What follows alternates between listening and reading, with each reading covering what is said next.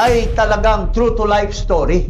Hindi katulad ng mga piatos, mga ano na imaginary. Invento, Ito mga invento. mga invento lang yan. At kasi these are involving confidential funds, and confidential funds must really be meant to be remaining as confidential. Sekreto nga. Dito, walang sekreto dito. When you file an impeachment complaint against Marcos, ang dami ng mga violation ni Marcos, mga kababayan. Isa pa lang na regular member ng Armed Forces ang nagsabi na wala na silang tiwala. He is withdrawing his support to the Chief Executive Marcos dahil sa kabulastugan na ginagawa niya, at sinasabi nitong si Colonel Mungao na tama na, sobra ka na, Marcos. So it's about time. So this is an indication that if one of them has declared, you can see that there are many of them na may mga puso na hindi na mapigilan at mapusok na ang galit nila sa pamahalaan dahil sa napakatinding korupsyon. Ang tinutumbok ngayon na mastermind ay walang iba kundi ang Commander-in-Chief na tinatawag ni Amy na kapatid niyang bangag na si Marcos Jr. Pero ngayon, hindi lamang sundalo, paring Eli, pati membro ng Liberal Party o minority. Ha? At may sinasabi pa itong kaibigan natin na ito, na membro ng Liberal Party. At kinakaaway ba ito ng anak ni Marcos Jr. na si Sandro? Ha? Binabastos daw ito.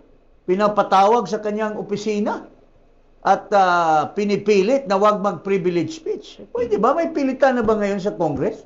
Hindi ba kung opposition ka, minority ka? Pwede naman sagutin, di ba? Oo.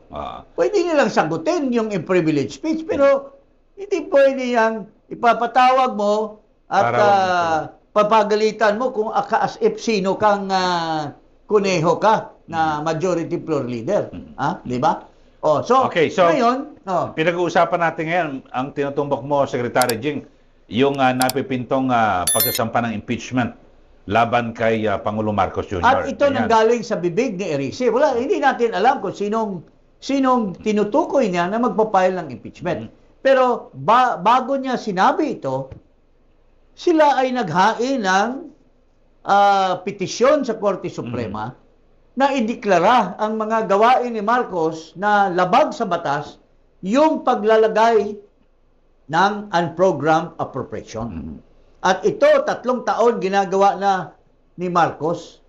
Ngayon lang, may naglakas loob, at ang masama nito, para kay Marcos, ay galing pa sa kanilang hanay. Miyembro ng Liberal Party na tinitingnan ngayon ng mga tao ay kakampi. Pero hindi natin matansya kasi may mga tao na may dignidad tulad ni Congressman Erice. Mayroong paninindigan. Kaya sinasabi nila na hindi kami pwedeng magmaang-maangan lamang sa mga pinaggagawa ni Marcos. Kaya naghain sila, at siya ngayon, magpaparinig natin na mayroon na daw impeachment complaint na naka-drop at isasampa kay Marcos Jr. So pakinggan nga natin ito si Congressman Erice kung anong klaseng impeachment ang ihahain ng mga isang grupo o mga grupo laban kay Marcos Jr. Sabi nila, they are finalizing the draft. Okay, so hindi po chismis, yun pong planong paghahain ng impeachment complaint against the President. Hindi, Nakatagana. Yes. At maganda yun na malaman ng Kongreso na pagbalik namin, may mga ganyang para handa ang Kongreso. May draft na umano ng impeachment complaint na nakatakdang ihain laban kay Pangulong Ferdinand Marcos Jr. Ang kongresista yung kinausap ng mga individual na nagpaplanong maghain umano ng impeachment complaint para i-endorso pero tinanggihan na niya ito. Ang grounds umano ng impeachment ay betrayal of public trust dahil sa pagpapahintulot ni PBBM na mabalahura yung nakalipas na pambansang pondong naging ugat ng malawakang anomalya sa flood control projects ng pamahalaan. Galing kay Congressman Elise, mukhang may natuklasan siya ng mga individual Pina-finalize na rin yung draft. nagbuklod-buklod na pina-finalize na daw yung draft. As to how he learned about this is baka may ugnayan siya sa mga grupo na ito, maski bilang member siya ng Liberal Party at ang mga Liberal Party members ngayon, itong tinatawag nilang dilawan, piklawan, ay nasa hanay ng kay Marcos. Pero dahan-dahan bumabaliktad. Kasi they feel the heat. -3, -14. We won't be surprised by the month of February. Baka -30 na yung wala ng tiwala. Meron Kay yung, Marcos Jr. -27 sa ang pahayag, yung Publicus Asia. Publicus Asia. At kinlaro ko yan kay Malu, sabi niya, kasama na si Marcos doon kasi Buong administrasyon niya. buong administrasyon yan, lalo na yung mga cabinet members ay negative ang performance. So, ito kay Congressman Erice, ini-emphasize niya yung betrayal of public trust. Pero kung akong tatanungin, bilang nakasubaybay sa mga pinaggagawa ni Marcos, if you remember, since 2023, nung pag-start ng vlog natin doon sa RMN, mga ina-identify na natin isa-isa yung mga impeachable offenses ni Marcos. Graft and corruption. Culpable violation of the Constitution. High crimes. And isa lang ang sinasabi ni Congressman Erice, yung tungkol sa related doon sa unprogrammed appropriation na betrayal of public trust. Pero ang alam ko dyan, mayroong culpable violation of the Constitution. May sinasite sila na provision na nilabag ni Marcos for signing the General Appropriations Act na tangay ang appropriations na tinatawag na unprogrammed appropriation. Kasi binabanggit nga ni Congressman Erice na sa tatlong nakarang budget, 2023, 24, 25, siguro kung isang beses lang, pwedeng nalusutan. Pero tatlong magkakasunod na taon, hindi nalusutan kapag ganon. Hindi nalusutan. He became complicit. If not complicit, siya ang may kagagawan at nagdidikta na ipasok yung mga unprogrammed funds. Because, alam mo, ang unprogrammed funds kasi, or unprogrammed appropriation, this is outside of the amount of the budget provided under the General Appropriations Act. In the past kasi, paring Eli, noong panahon namin, although mayroong mga tinatawag na unprogrammed appropriation, but this is very minimal. Because ang ginagawa namin noon, kung kulang ang pondo na naipasa sa GAA, we pass a supplemental budget. Yes. Tama.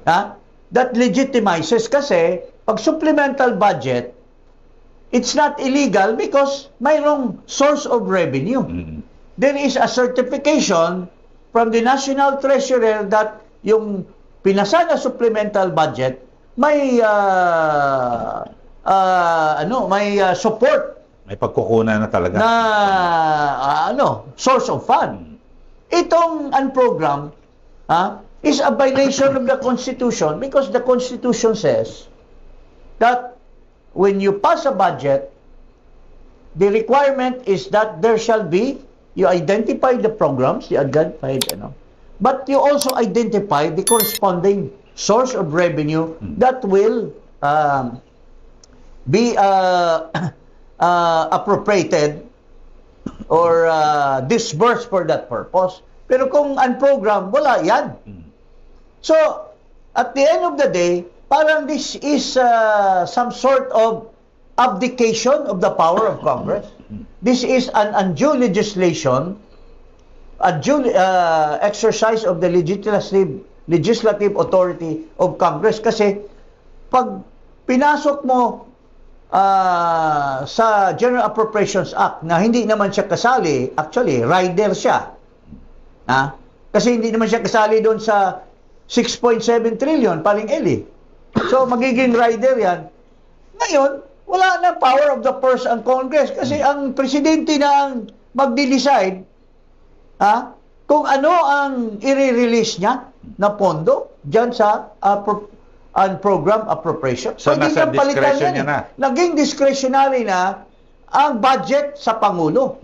When in fact, the power of the purse is vested by the Constitution and the House of Representatives and the Senate acting as a one body.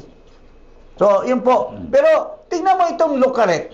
Itong napaka-bopols na babae niyan sa Malacanang. Anong reaction niya dito sa sinabi ni Erice that there will be a possible impeachment complaint against Marcos Jr.? Ang sabi ni Palace Press Officer Claire Castro na ito raw pong si Pangulong Marcos ay ready Nakahanda. for any impeachment complaint that may be filed against him.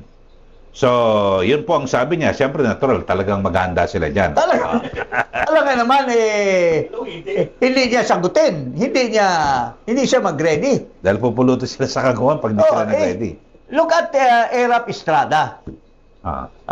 I have been with mga grupo ni Manong Erap Estrada before. Lalo na kay Manong Noli Puentebella, very close sa akin, parang kuya ko talaga yun si Noli Puentebella. Sabi ko, Manong, bakit hindi niyo na pinlag kaagad nung nag-ano pa lang si Manny Villar? Mayroon pa lang naririnig kayo na mag-file, ba hindi niyo pinlag? Sabi niya, hindi preparado si Presidente. Kasi ang balak niya, nagtipid siya sa gastos. Kasi malaki daw gastos dahil maraming congressmen. Doon siya sa Senate gagalaw. Doon siya sa Senate. Pero alam mo, kung ang impeachment, they say it's a political endeavor. It's based on numbers. Tama nga. Di ba? Ikaw, paring Eli, nag-cover ka noon. Sabi nila, lamang na lamang ang mga grupo ni Erap. We can immediately turn down the impeachment. Pero it's a different story. When the people are already the one na nakikita na nila yung nakalagay na mga charges, hindi mo makokontrolar kung ang mga hinain na mga complaint or charges in the impeachment complaint ay talagang true to life story. Hindi katulad ng mga piatos, mga na imaginary. Invento, ito, mga invento lang yan. At kasi these are involving confidential funds, and confidential funds must really be meant to be remaining as confidential. Sekreto nga yan. Dito, walang sikreto dito. When you file an impeachment complaint against Marcos, ang dami ng mga violation ni Marcos, mga kababayan.